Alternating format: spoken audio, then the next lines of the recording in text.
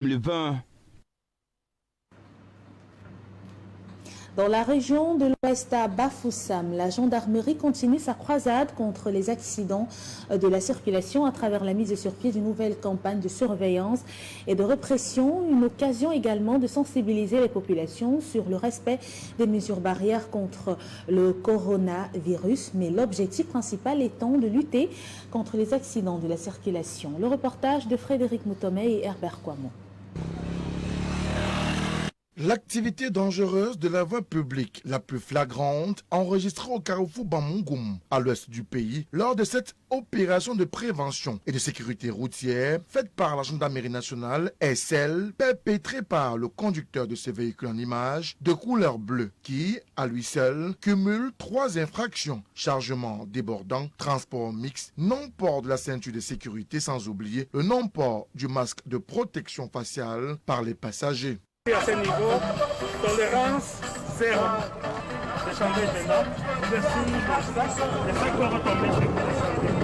Le lieutenant-colonel Emmanuel Nsomdi, commandant du détachement en ce lieu, a immédiatement instruit le déchargement de la cargaison afin que le véhicule continue son voyage avec la charge normale. Vous allez veiller à ce que la charge soit normale avant qu'elle ne continue. Il y a aussi mon colonel. Quant au chauffeur, il avait le libre choix, soit de payer sur place, contre reçu les amendes correspondantes aux infractions, soit encore d'être entendu sur procès verbal, lequel procès verbal devrait être transmis au parquet. Et en ce qui concerne les infractions, les contraventions bénies, n'est-ce pas, nous sensibilisons et nous éduquons. Et jusqu'à présent, nous nous réjouissons du fait que les usagers commencent à comprendre. Pendant 3 jours, tous les véhicules traversant ce carrefour réputé accidentogène sont passés au peigne fin des éléments de la gendarmerie nationale. Contrôle des pièces et fouilles systématiques du véhicule et des passagers. Tous les chauffeurs sont d'ailleurs soumis à l'alcotest. Par rapport à notre traditionnelle semaine routière qui vise, n'est-ce pas, à réprimer les infractions très dangereuses sur la route notamment, les excès de vitesse, le non-port, n'est-ce pas, des ceintures de sécurité, les gens qui circulent avec les roues usées. Là, à ce niveau, le niveau de tolérance est de 0.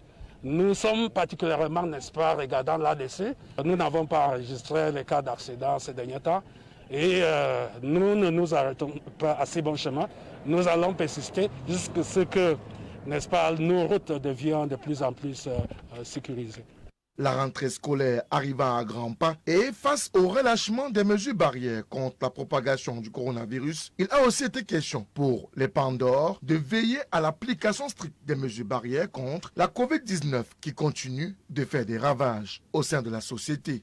Et notre action dans ce cadre, c'est-à-dire dans le cadre de la lutte contre la Covid, se limite à la sensibilisation, n'est-ce pas, des usagers par rapport au respect des mesures barrières, c'est-à-dire le port obligatoire de cache-nez par des passagers dans les véhicules, n'est-ce pas, le séchage qui est interdit. Toutes ces opérations étaient supervisées par le lieutenant-colonel Emmanuel Nsomdi qui invite les usagers de la route à plus de prudence. Un message aux usagers de la route, c'est quoi? C'est la prudence, c'est le respect scrupuleux, n'est-ce pas, des règles de la circulation, notamment, n'est-ce pas, la limitation des vitesses, l'entretien permanent de leur véhicule, n'est-ce pas, et d'éviter de rouler avec les roues usées, compte tenu même de notre circonscription qui subit les travaux. Donc, il faut qu'ils soient prudents. Lancée depuis 2011 par la gendarmerie nationale, cette campagne de contrôle, surveillance et répression a le mérite à ce jour d'infléchir la courbe des accidents de la circulation sur nos axes routiers, notamment ceux considérés comme étant les plus accidentogènes.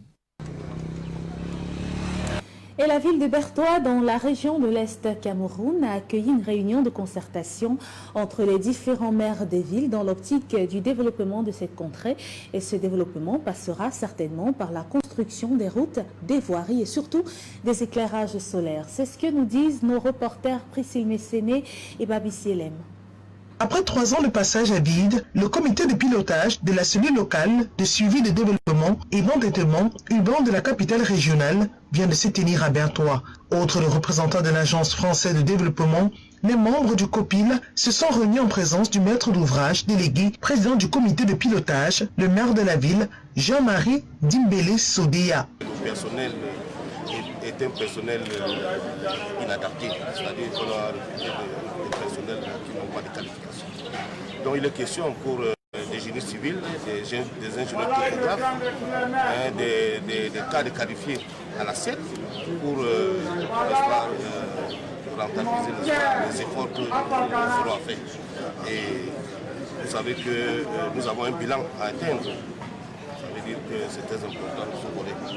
Au cœur des débats, l'évaluation du chemin parcouru après le premier comité de pilotage, le renforcement des capacités et contrats de ville, mais aussi des arbitrages nécessaires pour la poursuite des travaux sur le terrain et des travaux qui avancent normalement avec la voirie en pleine construction, les jardins publics, les équipements marchands et les panneaux solaires. Ce copil nous a permis, n'est-ce pas, de constater déjà qu'il y a une similitude de difficultés qui sont rencontrées à Bertoua, à Bertoua-Tagama.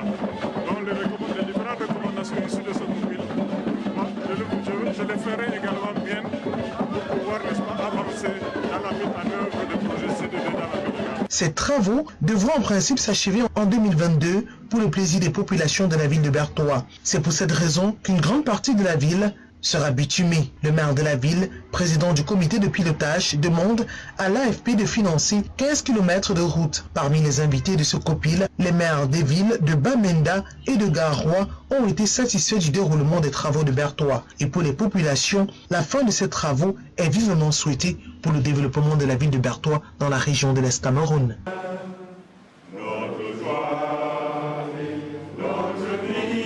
Rendons-nous à présent à Yaoundé. Bientôt la fin des transactions physiques des dossiers relatifs aux passations des marchés publics. L'optique est en voie d'être résolue d'ici 2023. Les travaux des acteurs intervenant dans le domaine sont enclenchés depuis 2019 et la seconde phase a été lancée depuis hier, mardi 8 septembre 2020. Plus de précisions avec Jean-Scar Libok et Mohamed Issoumba. D'ici 2023, les marchés publics ne se passeront qu'en ligne pour réduire, sinon supprimer les mauvaises pratiques qui entourent le processus actuel. Et la deuxième phase des travaux lancés ces jours par le ministre délégué à la présidence chargé des marchés publics, Ibrahim Talba Mala, le confirme. Des objectifs de célérité, des objectifs de gouvernance. Et à partir de là, nous devons renforcer également le système de passation en ligne jusqu'à l'attribution des marchés. Et nous avons fixé également des guidelines pour que ces pourcentages puissent être vérifiés de manière statistique et que les usagers puissent bénéficier dans les délais impartis par les textes réglementaires des bénéfices de leurs prestations.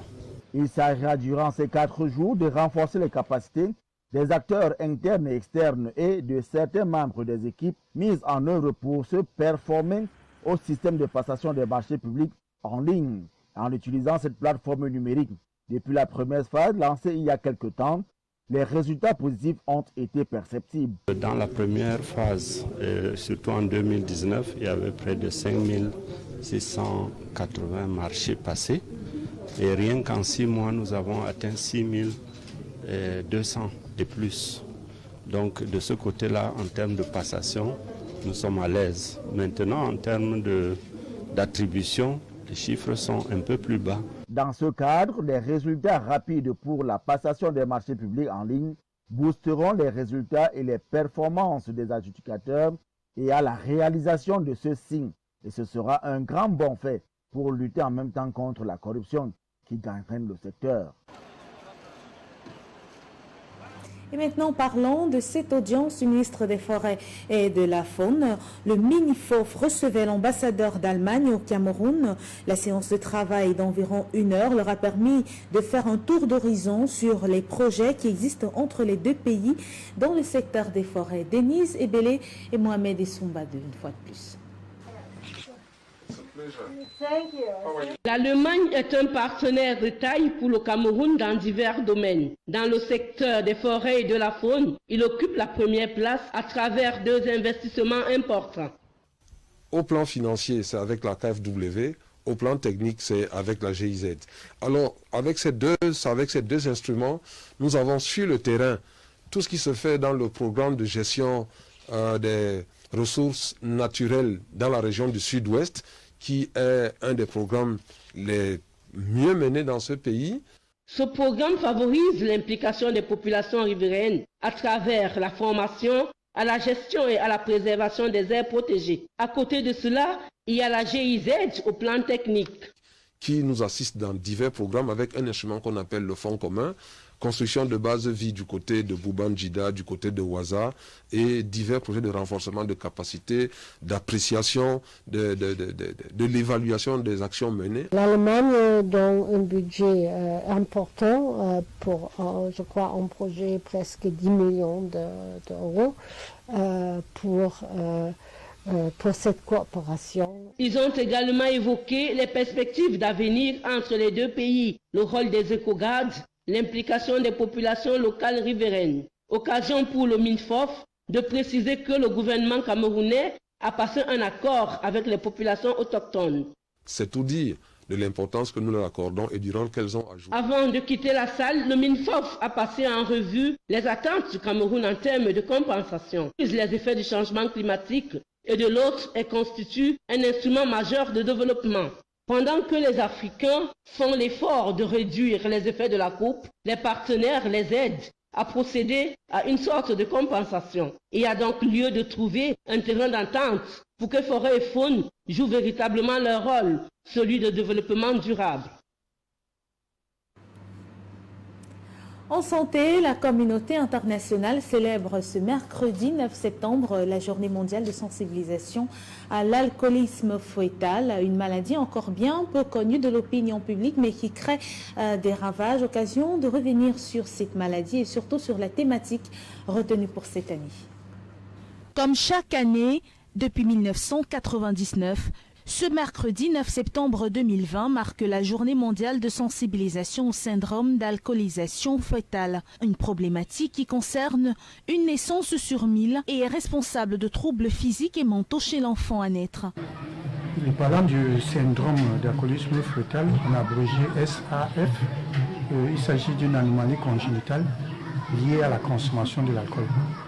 Alors, puisque nous parlons de la femme, notamment de la femme enceinte, il se trouve que quand la femme est enceinte et qui se permet le luxe de consommer de l'alcool, c'est que ces femmes-là ignorent, c'est que l'alcool traverse le placenta, d'où le futur bébé le reçoit directement. Et comme atteinte, ça vous devez le savoir, cela affecte le cerveau et le système nerveux de l'enfant. Il s'agit d'une cause majeure d'échec scolaire et d'inadaptation sociale de surcroît évitable. Les formes les plus graves peuvent résulter en un retard de croissance, des atteintes du système nerveux central ou des malformations. Parlant des signes majeurs, ça il faut le dire, nous avons l'anomalie faciale, c'est-à-dire une déformation. Nous avons également un retard de croissance en ce qui concerne le bébé.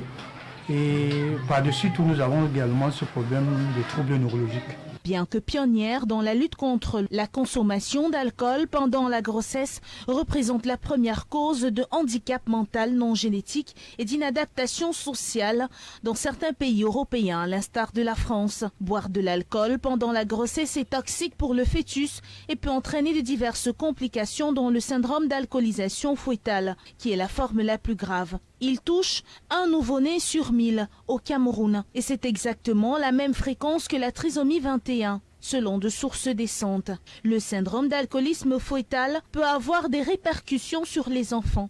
Les enfants atteints de syndrome d'alcoolisme fœtal sont des enfants qui vont avoir des manifestations dans leur vie. Ils doivent être repérés très vite et pris en charge. Ils vont avoir la kinésithérapie, de l'orthophonie, de la psychomotricité pour essayer de diminuer les conséquences. La grande difficulté, c'est que la majorité des enfants qui ont été exposés à l'alcool in utero ne vont pas avoir la forme complète. C'est pour cela que l'on parle de troubles du spectre d'alcoolisation fœtale. La complexité de ces troubles réside spécifiquement dans le fait que les enfants en souffrant pour la plupart ne présentent pas de signes physiques distinctifs. Ils passent donc inaperçus, mais vont avoir des difficultés sur le plan développemental qui peuvent se révéler parfois tardivement. On estime qu'au moins un enfant naît tous les 2 jours avec un cerveau lésé par l'alcool consommé durant la grossesse par sa mère. Malgré tout le travail de prévention, de diagnostic et de centres de soins entrepris par l'univers de la médecine mondiale, plusieurs zones d'ombre continuent de planer au sujet du syndrome d'alcoolisme fœtal. Tout d'abord, les origines de la consommation d'alcool chez la femme enceinte qui sont parfois plus profondes qu'une soirée festive un peu trop arrosée. Ce syndrome peut être lié à des difficultés psychologiques dans le couple ou au travail. D'autres consomment plusieurs mois après le début de leur grossesse simplement parce qu'elles ignoraient que l'alcool ne se consomme pas pendant qu'on est enceinte. La journée mondiale de sensibilisation au syndrome d'alcoolisme fœtal est donc une occasion de faire comprendre aux femmes l'urgence de ne pas consommer de l'alcool pendant qu'elles sont en état de grâce. D'où la thématique retenue cette année, syndrome d'alcoolisation fœtale, le fléau n'épargne personne. Syndrome d'alcoolisation fœtale, un syndrome qui n'échappe à personne. C'était donc la thématique retenue pour cette célébration de la journée mondiale de lutte contre le syndrome d'alcoolisme fœtal. Une invitation à toutes les femmes enceintes d'éviter la prise d'alcool pendant la grossesse. Parlons à présent de toute autre chose. Lutte contre la Covid-19, l'arrondissement de Tombel dans le sud-ouest du Cameroun en ordre de bataille contre la pandémie. Une vaste campagne de dépistage gratuit contre le coronavirus a été initiée sur le terrain par l'appui du ministère de la Santé publique. Frédéric Moutomé pour les détails. La ville de Tombel, dans le département du Coupement Ngouba, région du sud-ouest du Cameroun, a enregistré son tout premier cas de décès Covid-19. Un décès qui survient alors que les autorités administratives et municipales n'ont eu cesse de multiplier des stratégies pour parer la voie à la propagation de la pandémie coronavirus. Et pour faire face à la panique qui s'installe dans la ville, plusieurs jeunes ont été mis à contribution à travers une capacitation menée par le district de santé sur instruction du Dr Manawouda Malachi, ministre de la Santé publique, et supervisée par le sous-préfet. Vraiment important. La première des choses, c'est qu'on est ravis de tous les efforts que nos autorités sont en train de faire pour pouvoir éliminer ce coronavirus. Bon, c'est à nous maintenant, la population, chacun doit se prendre en charge pour pouvoir se faire tester. Parce qu'il est tellement important de se faire connaître tôt. Il est ainsi question de faire le tour des 59 villages que compte la ville de Tombel. Objectif, multiplier les opérations de sensibilisation et mobiliser les populations à se faire massivement dépister gratuitement, le résultat étant disponible dans les 20 minutes qui suivent. Le Covid-19 est réel et il faut qu'il fasse les tests. C'est pour cela que moi-même je suis sorti avec mon état-major pour qu'on montre que tout le monde doit faire le test. Et je pense que c'est ça que la réunion qu'on a aujourd'hui, qui est basée à former les gens qui doivent descendre sur le terrain, que tout le monde doit comprendre que Covid est réel et nous tous on doit faire le test. Et quand on comprend et on connaît nos statuts, c'est facile pour nous d'être pris en charge. Donc ça ne doit pas faire peur à quelqu'un. Si vous êtes testé positif ou négatif, ça ne doit pas vous faire peur parce qu'il y a un protocole de traitement. Et pour prêcher par l'exemple, le sous-préfet de l'arrondissement de Tombel, dans le sud-ouest du Cameroun, s'est fait dépister et a saisi l'occasion pour inviter ces populations à plus de responsabilité, tout en rappelant aux uns et aux autres que la Covid-19 n'est pas encore vaincue, surtout que les populations semblent avoir laissé derrière elles les mesures barrières édictées par le gouvernement et l'OMS. Et que tout le monde doit comprendre que les mesures barrières mises sur pied par notre gouvernement demeurent. Et j'ai saisi cette occasion d'appeler, de dire que la port de masque demeure obligatoire. Redoubler de vigilance et surtout tenir l'engagement de se faire dépister, tel est le maître mot des autorités de l'arrondissement de Tombel qui entendent ainsi stopper la propagation du coronavirus et éviter tout nouveau cas de décès dans cette partie du triangle national. En sport, championnat d'Afrique des Nations, football professionnel, le mystère plane quant à la reprise, la pandémie du coronavirus dictant toujours sa loi. Les dirigeants de la Fédération camerounaise de football peinent à fixer la date réelle du démarrage du dit championnat. Zobel Apollinaire Mbon. Obscur persiste en ce qui concerne la reprise des championnats professionnels au Cameroun. Annoncé pour le 26 septembre prochain, la Fédération camerounaise de football, organisatrice des 10 championnats, à travers son premier vice-président, Aboubakar Halim Konaté, a fait il y a quelques jours un rétropédalage en parlant d'une reprise probable plutôt au mois d'octobre prochain. La pandémie du Covid-19 est la principale raison de cette tergiversation affichée par l'instance fêtière du football camerounais. La FECAFOOT semble n'avoir pas encore mis jusqu'ici sur pied un protocole sanitaire qui permette aux différents acteurs de retrouver les stades. Et on sait aussi que les présidents des clubs réunis autour du CISEC avaient posé un certain nombre de préalables avant le démarrage du championnat, parmi lesquels la subvention de l'État au club qui reste toujours attendue. Rien n'a encore véritablement bougé, sauf dans les clubs où l'actualité reste brûlante avec le mercato des joueurs et entraîneurs.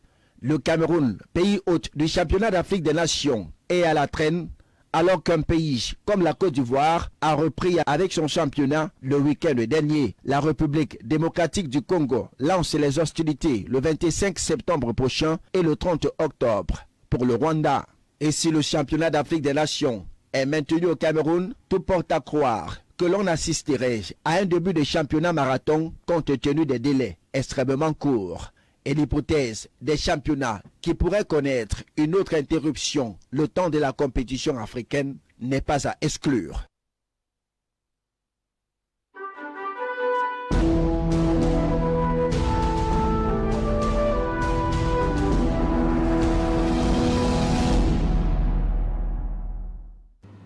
Hors de nos frontières, coronavirus, la France enregistre un taux élevé de contamination, près de 25 000 cas en l'espace de 3 jours seulement. Le pays d'Emmanuel Macron ressombre dans la peur face à cette pandémie. France 24 pour les détails. Il vient d'arriver ce matin, donc ça veut dire que le flux continue et ne s'arrête pas pour l'instant, on n'a pas de répit. Les cas sévères de Covid-19 sont de retour à l'hôpital de la Timone. Dans ce service de réanimation à Marseille, 8 lits sur 10 sont occupés. Une première depuis le printemps dernier. Les malades sont arrivés en peu de temps et c'est ce qui préoccupe le personnel soignant. C'est l'ascension qui est exponentielle. Si elle avait été assez linéaire et contenue, avec les entrées et les sorties, parce qu'on a beaucoup progressé sur la prise en charge de ces patients, on n'était pas inquiet. Mais là... Dans les Bouches-du-Rhône, les 80 lits de réanimation dédiés aux malades du Covid sont presque tous occupés. Pour l'heure, les hôpitaux peuvent encore gérer et s'organiser pour augmenter leur capacité d'accueil. Mais contrairement à la première vague de mars et avril, l'activité hors Covid est forte et la marge de manœuvre plus réduite. Les gens ne sont plus confinés, donc il y a des accidents de voiture, des accidents de moto. Il y a des gens qui attendent pour être traités de pathologies qui n'avaient... Plusieurs professeurs de la Timone appellent plus que jamais la population à respecter les gestes barrières, le port du masque et la distanciation, pour éviter une deuxième vague et l'engorgement des services. Fin de ce journal préparé par l'ensemble de la rédaction. Merci de nous avoir suivis. N'oubliez pas le rendez-vous à 21 h dans le cadre du programme. Tout au clair, ce sera une présentation comme à l'accoutumée de Frédéric Moutomé et l'émission sera retransmise en direct sur la page LTN TV officielle via Facebook. Bonne soirée à tous sur la télévision du Monde.